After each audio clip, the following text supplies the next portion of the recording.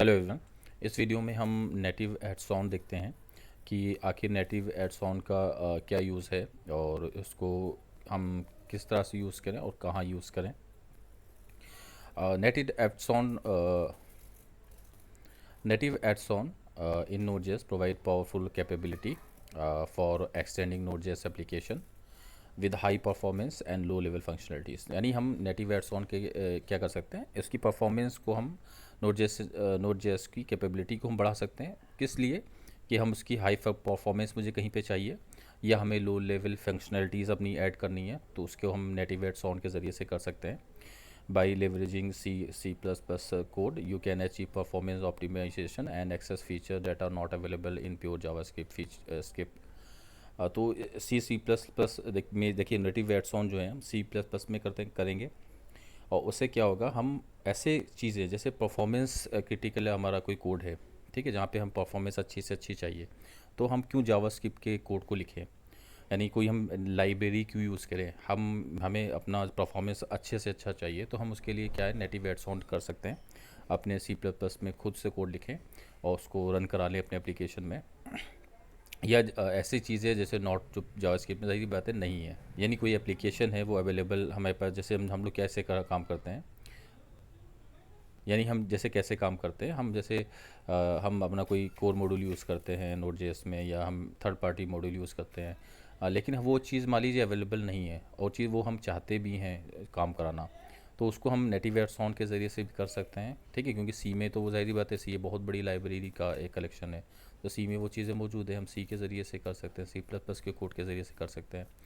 And interact directly with hardware, ज़ाहिर सी बात है हार्डवेयर से डायरेक्टली इंटरेक्ट तो कर नहीं सकते क्योंकि जावास्क्रिप्ट इसलिए तो बनी नहीं है, उसके लिए तो C++ हमारी बनी है कि वो नेटिव एड्स फंक्शनलिटी से काम बात करती है।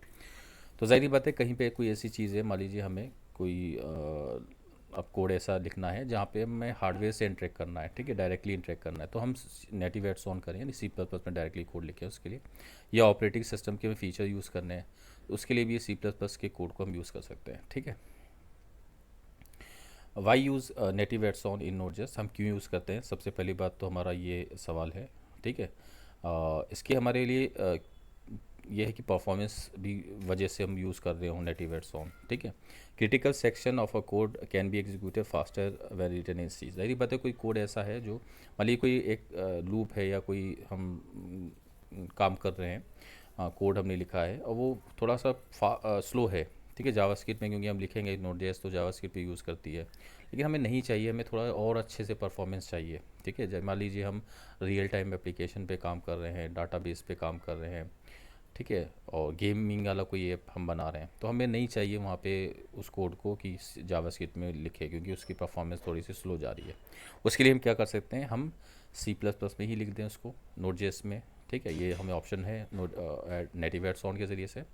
दूसरा है कि एग्जिस्टिंग लाइब्रेरीज हम उसको use utilize libraries already written in C++। देखिए ये बहुत बड़ा पॉइंट है, नोड.जेएस में जो हमारा रेयान गेल हैं उन्होंने क्या किया था, उन्होंने C++ की नोड जो जावास्क्रिप्ट का इंजन है वो उठाया था कहाँ से, क्रोम ब्राउज़र से V8, और उसमें नेटिव लाइब्रेरीज C++ की लाइब्रेरीज ऐड की थी, ठीक है। ज़ाहिर बात है ये काम अभी भी चल रहा है, यानी हम भी अगर जावास्क्रिप्ट की कोई लाइब्रेरी है उसमें हमें नोड.जेएस का सोल्यूशन नहीं मिल रहा है, तो हम भी क्या कर सकते हैं, उस लाइब्रेरी को यूज़ कर सकते हैं। ज़रूरी बात है हमें उसके लिए कोड लिखना पड़ेगा, ठीक है, तो हमारे पास नेटिव एड्स-ऑन के ज़रिए से हम उस लाइब्रेरी से इंटरेक्ट कर सकते हैं। तीसरा हमारा ये है कि हार्डवेयर इंटरेक्शन, मान लीजिए हम directly interact with hardware component and lower level system API, कोई हार्डवेयर से हम डायरेक्ट बात करना चाह रहे हैं, ठीक है, मान लीजिए हम प्रिंटर से प्रिंट कराने का ऑप्शन देना चाह रहे हैं और मेरे पास सी की लाइब्रेरी ऑलरेडी मौजूद है, तो ज़ाहिर बात है हम कर सकते हैं ऐसा, ठीक है, नेटिव एड्स-ऑन के ज़रिए से।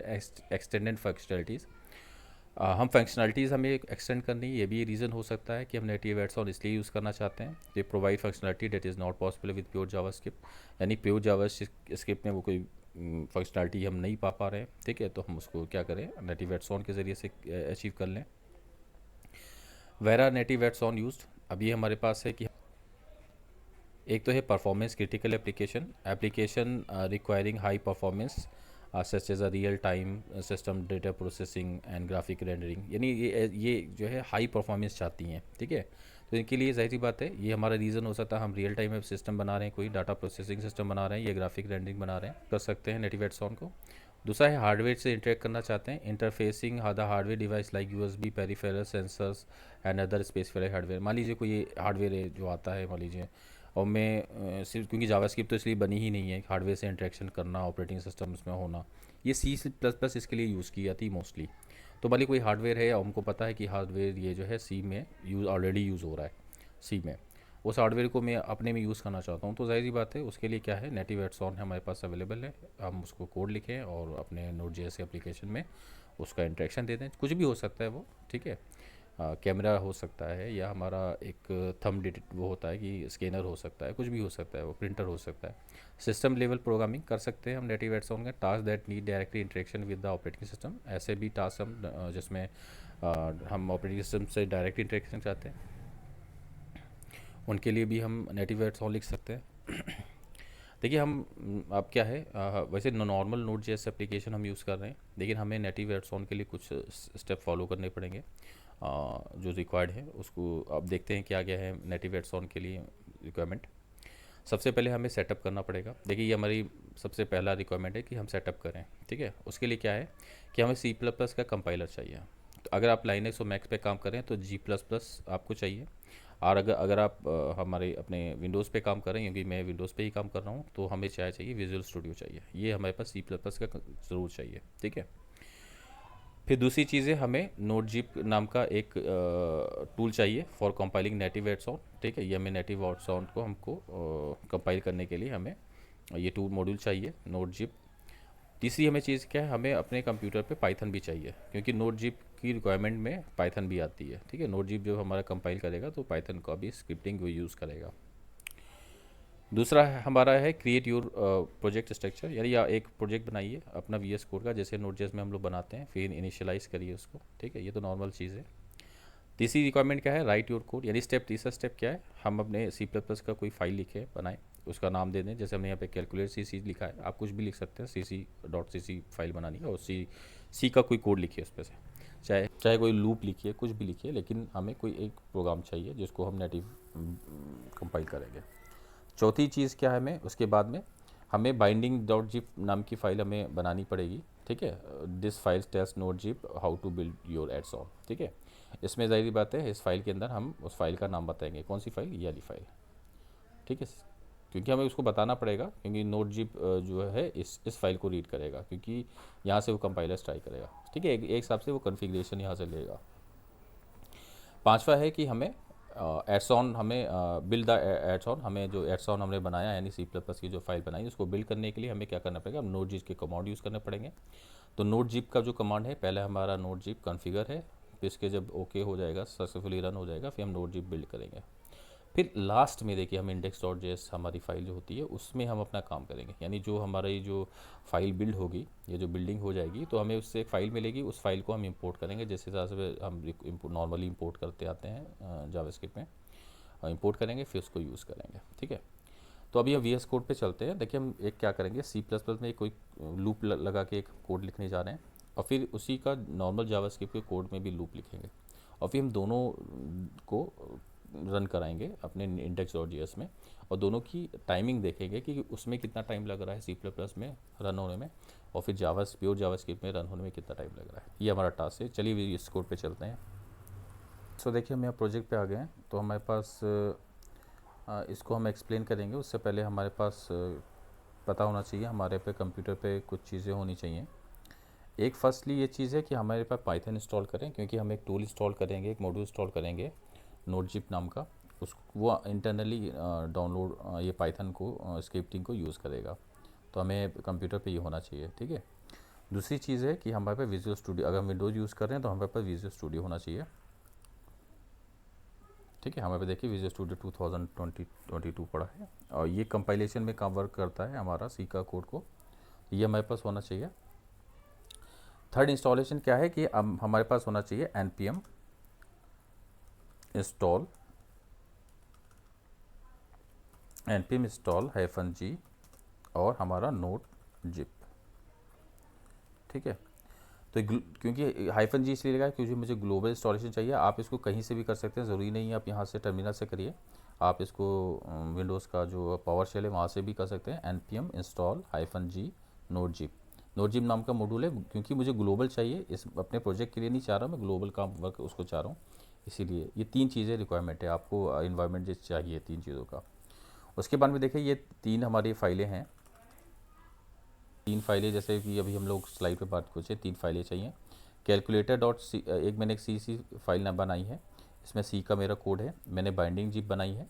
ये कॉन्फ़िगरेशन फाइल है एक हिसाब से हमारी, किसके लिए, नोड, जब हम कमांड चलाएंगे नोड जिप का, उसके लिए वो यहाँ से कॉन्फ़िगर पढ़ेगा, क्योंकि वो इसको पढ़ेगा फिर उसको यहाँ पढ़ करके उसको इस फाइल का पता चलेगा। ठीक है। उसके बाद में मैंने इंडेक्स एक बनाई है नॉर्मली, तो मैंने इंडेक्स को बाद में एक्सप्लेन करता हूँ। तो अभी तो इस पर फोकस करिए, ये 2 फाइलें हमारी हैं। ठीक है। इसमें इस फाइल में सी का कोड है हमारे पास। ठीक है। मुझे एक सी का कोड चाहिए। ठीक है। उसको कंपेयर करूँगा मैं जावास्क्रिप्ट कोड के साथ में। तो क्या है, 2 लूप है, यानी एक लूप तो सी का है, देखिए ये है इस फाइल में, ये लूप है। मैं पूरा आपको एक्सप्लेनेशन नहीं करना चाहता हूँ सी के कोड को, कि सी कैसे वर्क करता है, वो रिक्वायरमेंट भी नहीं है यहाँ पे। मैं सिर्फ बताना चाहता हूँ, देखिए एक लूप में यूज़ कर रहा हूँ यहाँ पे, इतनी इन 4-5 लाइनों को, इसके लिए आपको समझना है। मैंने एक वेरिएबल लिया है, डबल लिया है, एक्स में वैल्यू दी है, वाई में वैल्यू दी है, फिर मैंने फॉर लूप चलाया है, वो इतने टाइम्स तक की चलेगा, यानी आप सोचिए कितने लाख टाइम चलेगा ये। उसके बाद में उसका टोटल देके स्टोर होगा, x equal to x plus y, और फिर टोटल को हम रिटर्न कर रहे हैं। ठीक है। तो ये चीज़ है कि ये लूप हम मुझे लिखना है सी में, तो मैंने इतना कुछ किया है। ठीक है। उसके बाद में मैं क्या करूँगा, इसको इंडेक्स में कॉल कर लूँगा, जैसे नॉर्मली हम अपना इंपोर्ट करते हैं मॉड्यूल को। ठीक है। इसी कोड को मैं वहाँ यूज़ कर लूँगा। ये कॉन्फ़िगरेशन फाइल है जो नोट जिप कमांड चलाऊँगा उसके लिए रिक्वायरमेंट है। ठीक है। अब हमारे पास सब बढ़ते हैं, अपना कमांड यूज़ करते हैं। क्या यूज़ करते हैं, नोड जिप कन्फिगर। ठीक है। ये नोड जिप कन्फिगर मेरा पहला कमांड है जो मैं अब यूज़ कर रहा हूँ। इसको एंटर दबाते हैं।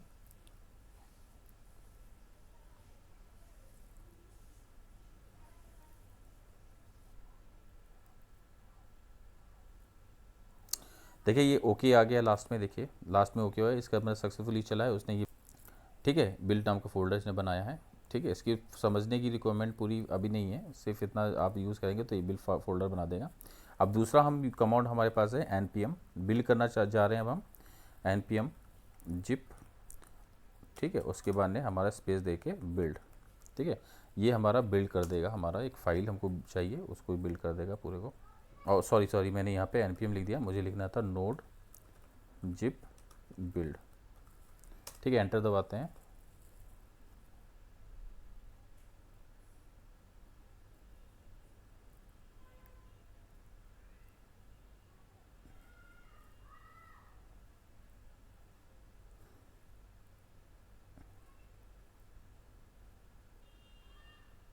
देखिए ये भी सक्सेसफुली हमारा हो गया। देखिए जिप इन्फो ओके हो गया, यानी हमारा ये सक्सेसफुली बिल्ड हो चुका है नेटिव एड्स ऑन। अब इसको हम यूज़ करने जा रहे हैं इंडेक्स में, यानी ये हमारा काम इंडेक्स फाइल में हम आते हैं। और इसमें देखिए हम पहले तो इसको अपना कुछ फंक्शंस हैं उसको हटा देते हैं।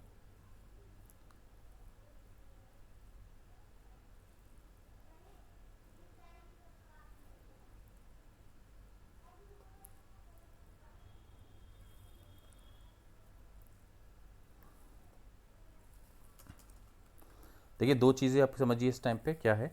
एक तो मैंने ज़ाहिर बात है जो मॉड्यूल बिल्ड किया, देखिए बिल्ड किया, बिल्ड रिलीज़, यहाँ पे बिल्ड फोल्डर है, उसके अंदर रिलीज़ नाम का फोल्डर है, उसके अंदर हमारा कैलकुलेट नाम का हमारा फाइल है। ठीक है। उस कैलकुलेट फाइल को अब हम क्या करें, इंडेक्स में हमने इंपोर्ट कर लिया, वो जो कुछ था उसके अंदर एक्सपोर्ट हुआ है वो इस कैलकुलेटर में आ चुका है। उस कैलकुलेटर में ज़ाहिर बात है उसमें हमारा एक फंक्शन है कैल नाम का, जिसको हमने एक्सपोर्ट किया है, उसको हमने यहाँ पे यूज़ कर लिया। जब हम लॉग करेंगे तो ज़ाहिर बात है हमारे सामने वो उससे एक हमारा लूप का वैल्यू प्रिंट हो जाएगी। ठीक है। हम पूरा कमेंट कर देते हैं अभी फ़िलहाल, आपको सिर्फ इसको रन करा के दिखाते हैं। यानी हमने जो लूप वहाँ से मेथड बनाया उसको हमने इस नाम से एक्सपोर्ट किया है। देखिए इसको चल के देखते हैं, इसको देखिए हमने इस नाम से एक्सपोर्ट किया है। देखिए अब उसको हम यूज़ करने जा रहे हैं। ठीक है। index.js में। ठीक है। यहाँ पे कॉल कर रहे हैं। अब हमें क्या चलाना है, सिंपल में नोड index.js के इस लाइन को केवल मुझे प्रिंट कराना है। देखिए हमारा जो सी प्लस प्लस में जो लूप लिखा था हमने, वो लूप चला और उसने x equal to x plus y का जो भी लास्ट का टोटल था वो उसने उठा करके मुझे दे दिया, यानी लूप ख़त्म होते ही उसने मुझे टोटल दे दिया। इसमें कुछ समय भी लगा है, ठीक है। ये मैंने इतना आपको समझा दिया कि मेरा सी प्लस प्लस के कोड को देखिए ऐसे कॉल। लेकिन अभी हम अब कंपेयर करना चाहते हैं, तो मुझे दो कोड चाहिए, एक सी का कोड चाहिए और दूसरा मुझे एक जावास्क्रिप्ट का कोड चाहिए, यानी वही लूप में जावास्क्रिप्ट में भी मुझे लिखना है। अब देखिए मैं फुल आपको कोड समझा रहा हूँ यहाँ पे। एक तो मैंने जावास्क्रिप्ट में एक वही चीज़ लिखी है जो मैंने सी में लिखी थी, वही लूप मैंने जैसे लिखा था लॉजिक, वैसे सेम लॉजिक है, कोई अंतर नहीं है। तो ये तो कैल्क हमारा जो है जावास्क्रिप्ट का हमारा फंक्शन हो गया, वही चीज़ एक लूप यहाँ हो गया जावास्क्रिप्ट का, एक लूप हमारा सी में है, उसको हम इस ऑब्जेक्ट के जरिए से एक्सेस करेंगे। दूसरा मैंने एक टाइम नाम का बनाया है कि मुझे टाइम चाहिए, ठीक है, ताकि टाइम मुझे पता चले कि स्टार्ट होने से पहले क्या क्या टाइम था, उस फंक्शन के स्टॉप होने पे क्या टाइम था, ठीक है। इसको हम थोड़ा मिनिमाइज़ कर देते हैं। और फिर यहाँ पे देखिए मैंने ये कोड यूज़ किया है, इस कोड को आपको दिखाते हैं।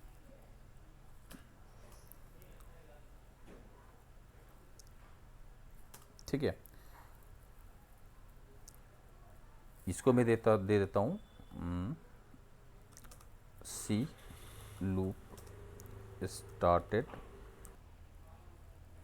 देखिए मैंने इसको एडिट कर लिया है और यहाँ पे क्या है, पहले हमारा एक लॉग आएगा, यानी एक हमारा हमें स्टार्टिंग बताएगा सी लूप स्टार्टेड और टाइम दे देगा मुझे। ये मैंने एक फंक्शन बना लिया, उसके अंदर टाइम रिटर्न हो रहा है। उससे क्या होगा कि हमें पता चल जाएगा कि ये जो हमारा जो सी का लूप है, देखिए ये सी का जो मेथड है, उसके कॉल होने से पहले ही हमको एक टाइम मिल जाएगा। फिर उसके ख़त्म होते ही एंड का भी मुझे सी लूप एंडेड एट उसका भी टाइम मिल जाएगा, ठीक है। फिर उसके बाद में मैंने जेएस का, ये जब पूरा मेरा सी का टाइमिंग मुझे एक पता चल जाएगी, उसके बाद में जेएस का लूप स्टार्ट होगा और जेएफ का लूप मुझे पता चलेगा जेएस का लूप स्टार्ट हो रहा है। और फिर जेएस का देखिए ये हमारा जेएस जावास्क्रिप्ट का जो हमारा ये जो है मेथड वो कॉल हो जाएगा, ठीक है। उसके बाद में मुझे दोनों के स्टार्ट और एंड के टाइम मिल जाएंगे। अब इसमें हम क्या कर सकते हैं, इससे मुझे एक डिफरेंस पता चल जाएगा कि जो हमारा लूप था, इसके अंदर जो लूप है उसमें कितना टाइम लगा और जो हमारे जावास्क्रिप्ट के लूप में कितना टाइम लगा, दोनों में डिफरेंस पता कर लेंगे। एक लाइन भी मैं दे देता हूँ यहाँ पे।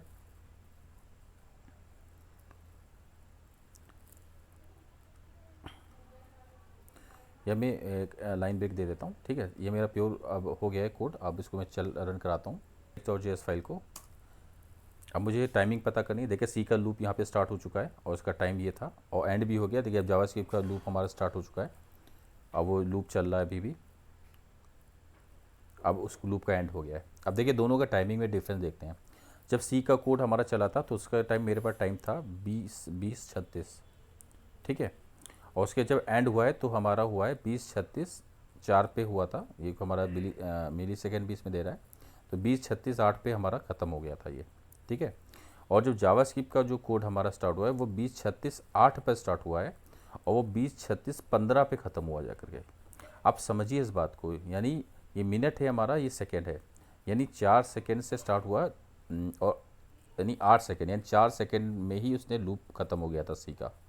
लेकिन जावास्क्रिप्ट का लूप स्टार्ट हुआ था 8 सेकेंड, यानी 36:8 पे स्टार्ट हुआ था हमारा, और 36:15 पे यानी हमारा 7 सेकेंड में पूरा हुआ है। यानी ये जो था सी ने क्या किया है, 4 सेकेंड के अंदर ये हमारा कैलकुलेशन किया है, लूप हमारा ख़त्म किया है। जावास्क्रिप्ट ने 7 सेकेंड में, ठीक है, लगभग 7 सेकेंड में उसने लूप को ख़त्म किया है। तो यानी 3 सेकेंड का हमारा ऑप्टिमाइजेशन हो गया है। यानी परफॉर्मेंस हमारे कोड की किससे ज़्यादा बेटर मिल रही है, हमें मिल रही है सी से बेटर मिल रही है। तो जाहिर सी बात है हम नोड का ऐसा एप्लीकेशन बना रहे हैं नोड जेएस में जिसमें परफॉर्मेंस माने रखती है, रियल टाइम एप्लीकेशन हम मान लीजिए बना रहे हैं, तो हम उसका कोड फिर सी में ही नेटिव एड्स के ज़रिए से लिखें। तो ये देखिए हमारा एक यूज़ केस हो गया, हमने एक देश समझ लिया कि हम क्यों यूज़ करते हैं नेटिव एड्स को। एक यूज़ केस है, बाकी बहुत सारे यूज़ है। या तो परफॉर्मेंस की बात है, मान लीजिए अभी तो मैंने हार्डवेयर वाली काम ही नहीं किया कि हार्डवेयर से मुझे इंटरेक्ट करना है, ऑपरेटिंग सिस्टम से इंटरेक्ट करना है, कोई लाइब्रेरी यूज़ करना है, या कोई जावास्क्रिप्ट का मुझे पैकेज मिल ही नहीं रहा है, तो मैं नेटिव एड्स के ज़रिए से काम करूँ। होप आपने ये सब बातें समझ ली होंगी और नेक्स्ट वीडियो में मिलते हैं। Thank you.